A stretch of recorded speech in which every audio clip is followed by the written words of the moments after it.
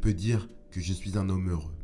Heureux parce qu'un grand nombre de gens m'ont donné la force d'arriver où j'en suis aujourd'hui. Tout ce que j'ai réussi dans ma vie, je le dois au football.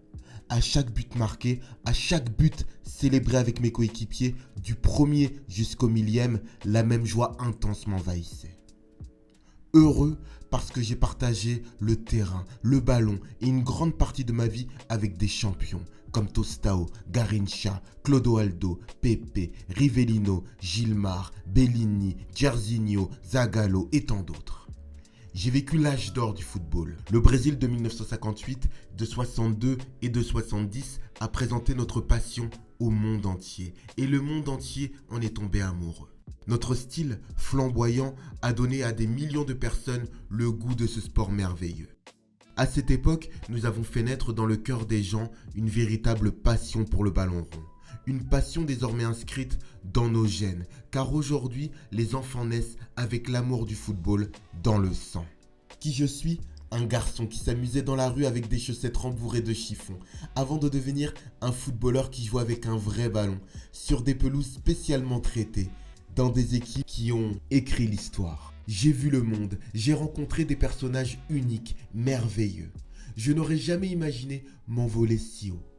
Je me rappellerai toujours des noms de mes coéquipiers en national ou dans mon club, le Santos FC. Notre époque était encore pleine d'innocence et de pureté, presque rudimentaire dans sa simplicité.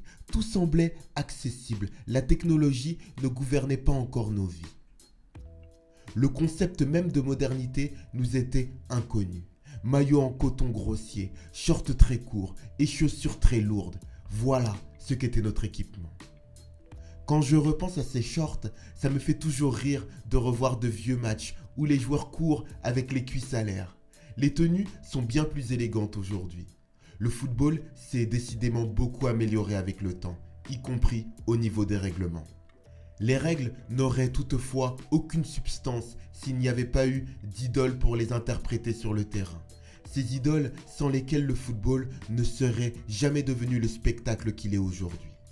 Le Brésil, quintuple champion du monde et vivier de talent, occupe depuis toujours une place à part dans le cœur des fans. Je ne répéterai jamais assez combien je me sens honoré d'avoir pu évoluer aux côtés de ces joueurs exceptionnels, d'avoir conquis tant de trophées avec eux, mes camarades, mes amis. Le football tient de l'alchimie.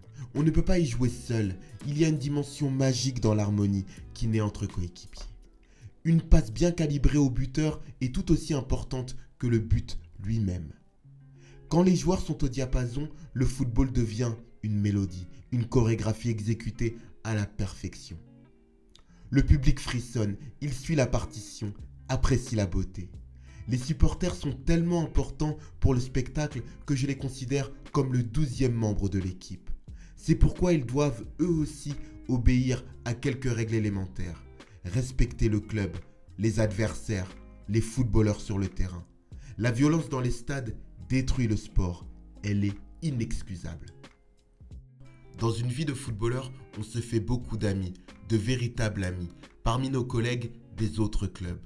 On va les voir chez eux, on rencontre leur famille. Tous ensemble, nous essayons d'améliorer notre sport dans son ensemble. Notre ambition première doit être de promouvoir un jeu élégant. Car l'exemple que nous donnons sur la pelouse touche un vaste public.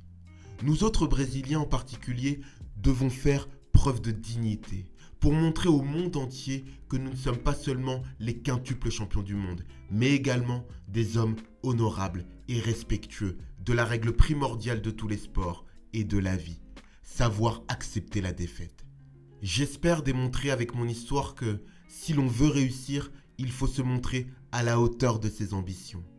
Dans le sport comme dans la vie, on doit supporter les défaites pour arriver à la victoire.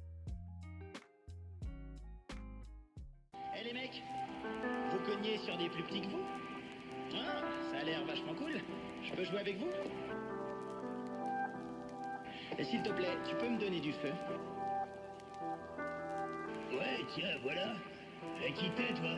Qui je suis? Je m'appelle Doraemon et je suis le boss de la bande de Santama.